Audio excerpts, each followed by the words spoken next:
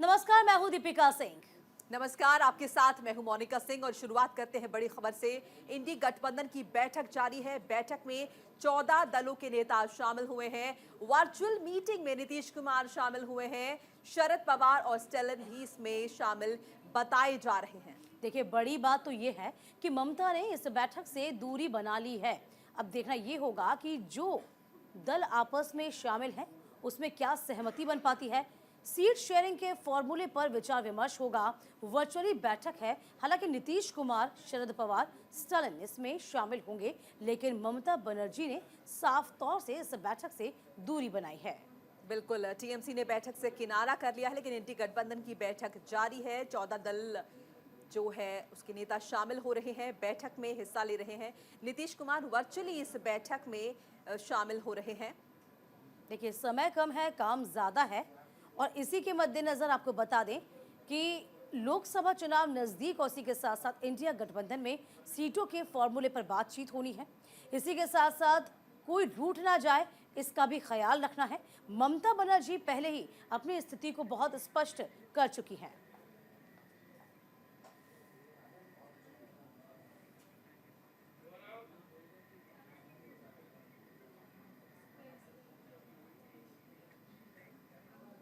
चलिए, ग्राफिक के जरिए जरा समझ लीजिए कि आखिरकार कब कब कैसे कैसे इस गठबंधन को चुनौती हमेशा मिलती आई है। राज्यों में सीट बंटवारे पर क्या गुत्थी सुलझेगी, इस बीच ये भी जान लीजिए ममता बनर्जी और जो मुद्दा है, कैसे जंग चल रही है, वो खत्म कैसे होगी। इसके अलावा केरल में कांग्रेस क्या लेफ्ट से समाधान निकल पाएगी, मोनिका?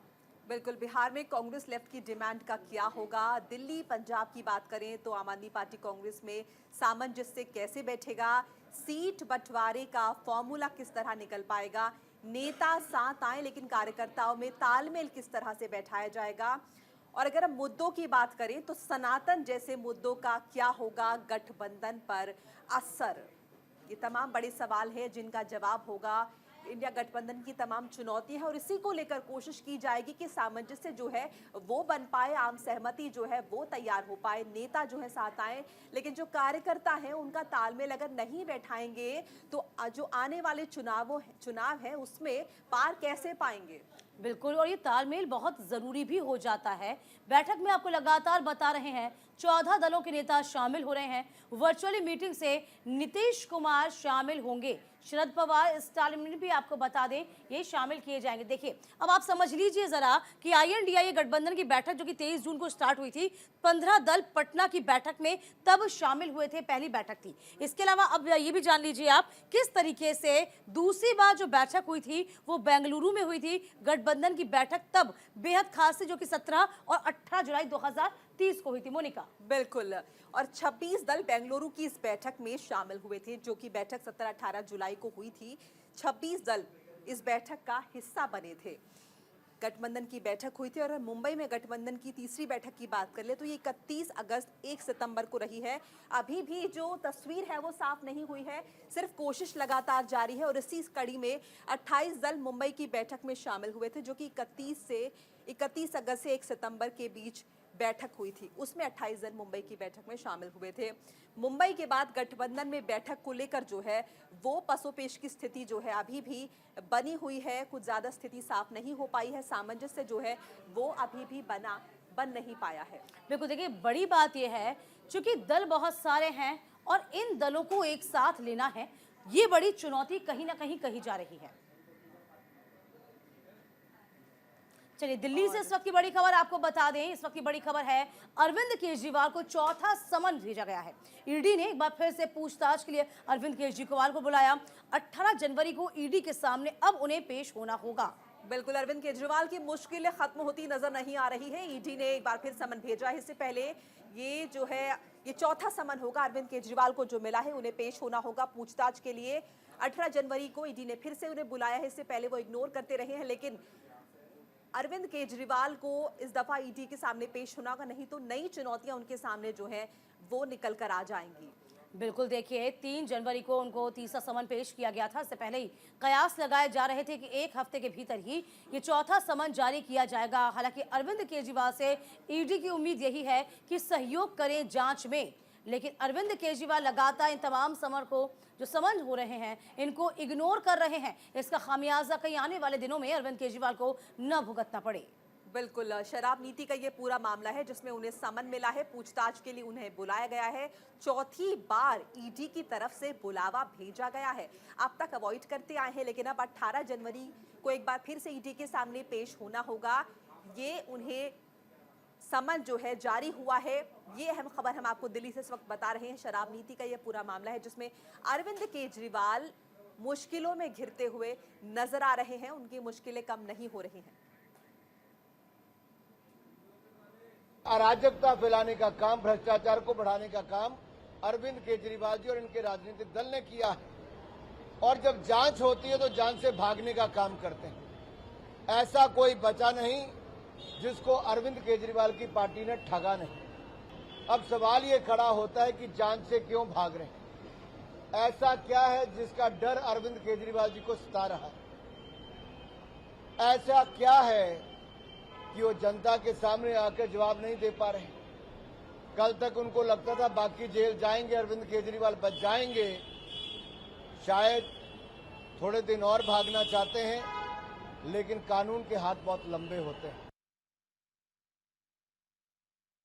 नोटिस जाएगा और नोटिस पर जो जवाब उपयुक्त समझेंगे श्री केजरीवाल जी देंगे या प्रस्तुत होंगे।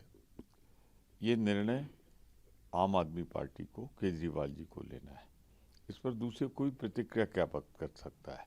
हाँ, टाइमिंग के सवाल पर मैं जरूर ये कहना चाहूँगा, जब इंडिया गठबंधन की बैठकें हो रही हैं, सीट शेयरिंग की बात चल रही है और जिस तरीके से उस बीच में बार बार ईडी नोटिस भेज रही है, इसी को राजनीतिक प्रसोद, विद्वेष कहते हैं।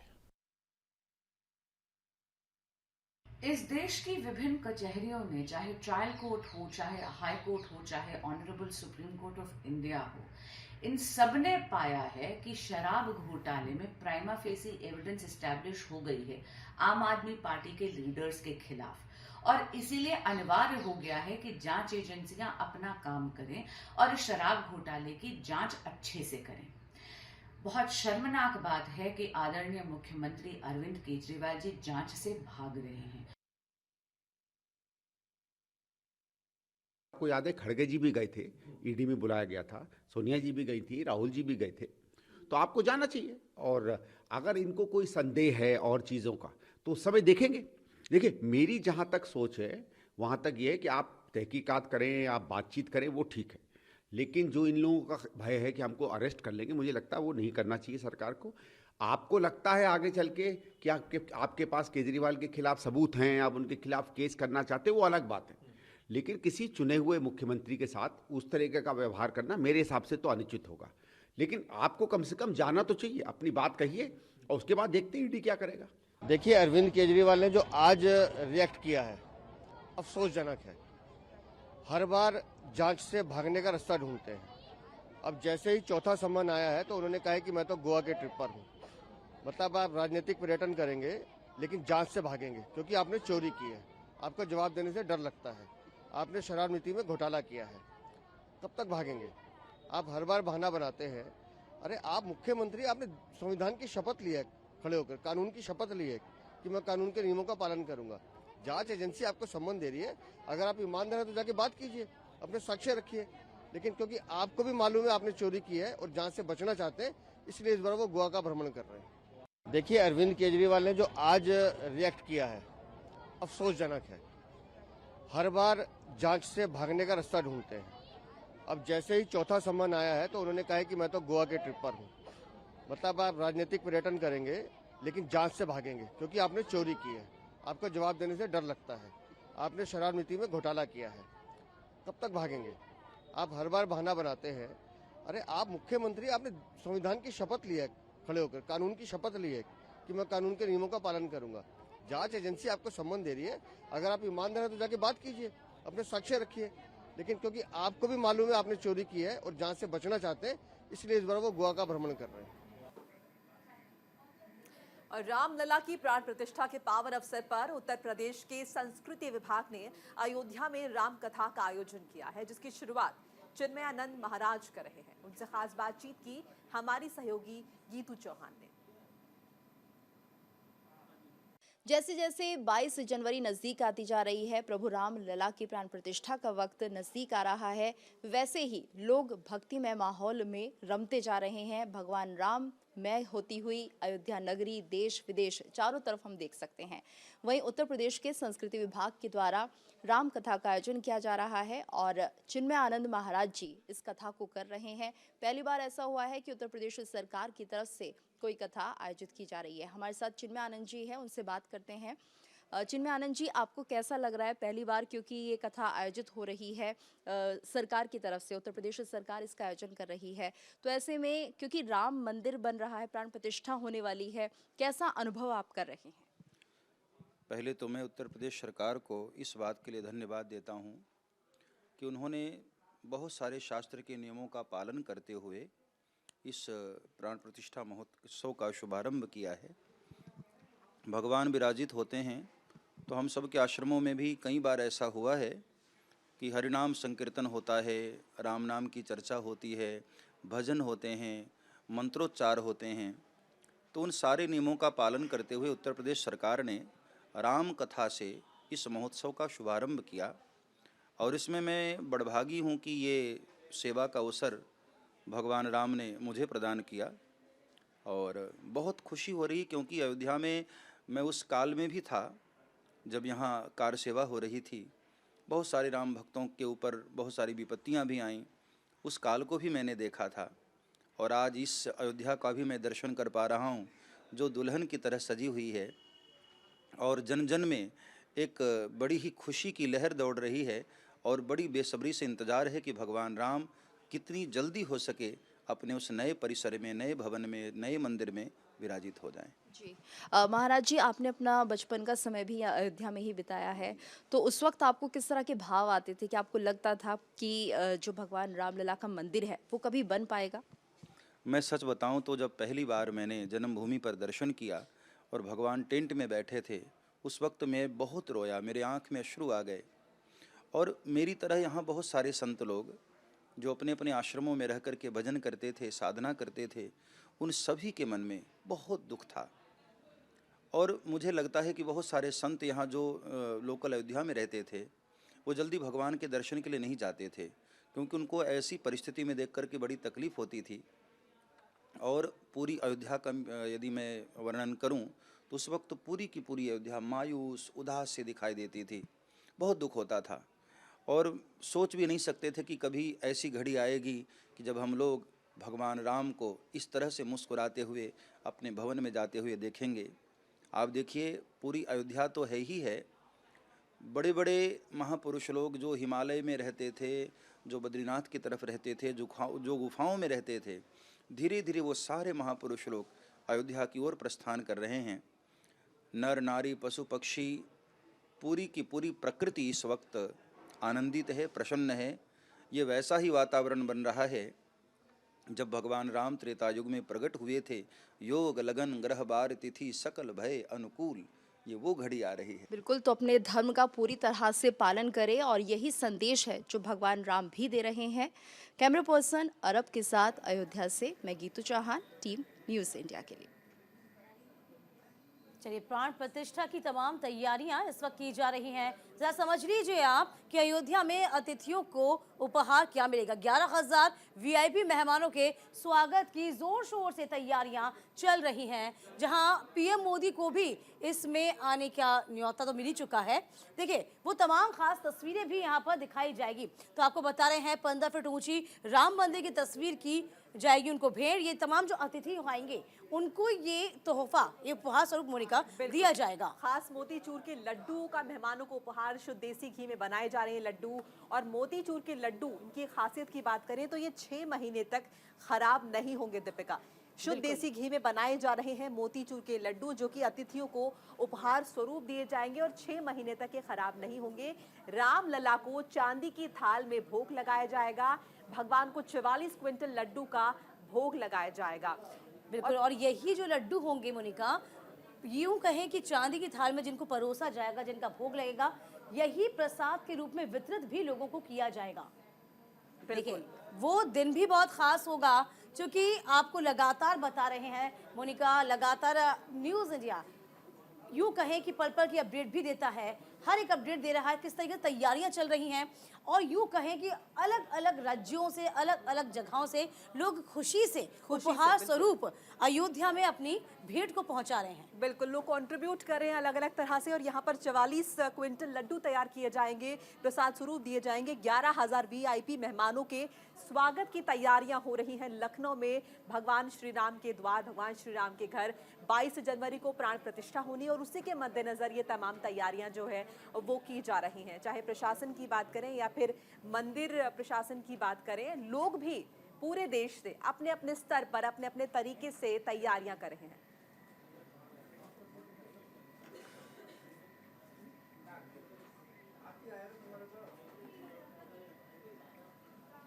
इधर राम मंदिर के प्राण प्रतिष्ठा को लेकर सियासत गर्माती जा रही है। अब महाराष्ट्र के पूर्व सीएम उद्धव ठाकरे ने राष्ट्रपति द्रौपदी मुर्मू को पत्र लिखकर 22 जनवरी को नासिक के कालाराम मंदिर में आरती में भाग लेने के लिए आमंत्रित कर दिया।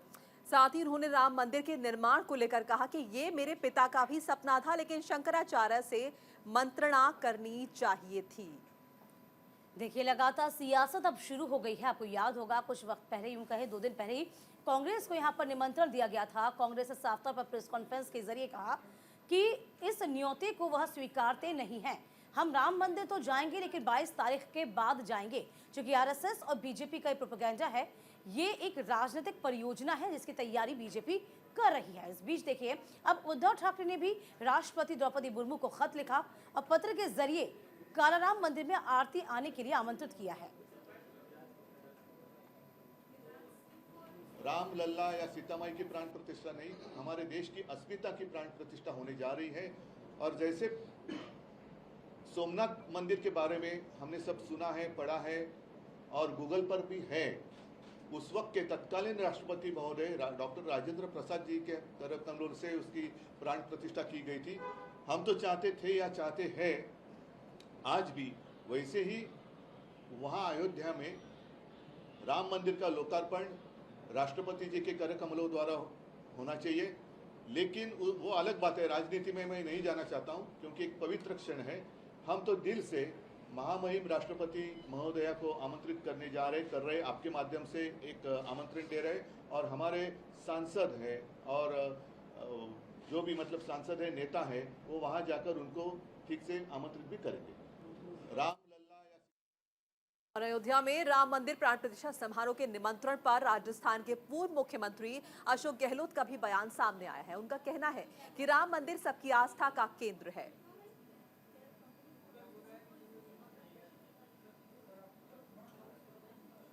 सबके लिए आया है, तो शुरुआत में ही इसको सभी जातियों, सभी धर्मों, सभी वर्गों और सभी राजनीतिक पार्टियों को अगर विश्वास में लेके चलते तो आज ये नौबत नहीं आती। अभी पूरा पार्टी आरएसएस और बीजेपी का प्रोग्राम वहाँ पे बना दिया गया, बल्कि वहाँ जो प्रबंधन कर रहे हैं वो भी बीजेपी कार्यकर्ता हैं। इस प्रकार के माहौल के अंदर आप इन्वाइट कर रहे हो राजनीतिक पार्टियों को जानबूझ करके, तो उचित बात नहीं है। इसलिए ये मतलब कांग्रेस ने कहा भाई कांग्रेस नेता क्या है, तो राम। इधर दिव्या पाहुजा हत्याकांड से जुड़ी हुई बड़ी खबर आपको बता दें। हरियाणा के टोहाना नहर से दिव्या का शव मिला। आज सुबह से चल रहा था सर्च ऑपरेशन। आरोपी बलराज गिल ने कई सारे राज उगल दिए हैं।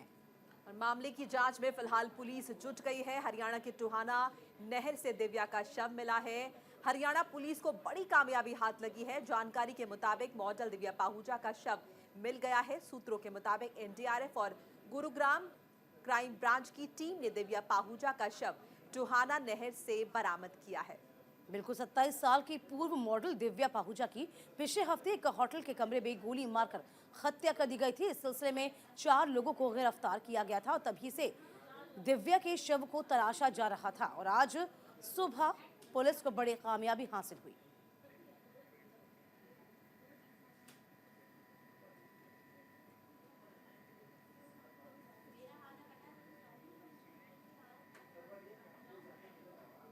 और इसी के साथ इस बुलेटिन में फिलहाल इतना ही। खबरें लगातार जारी हैं न्यूज इंडिया पर। नमस्कार।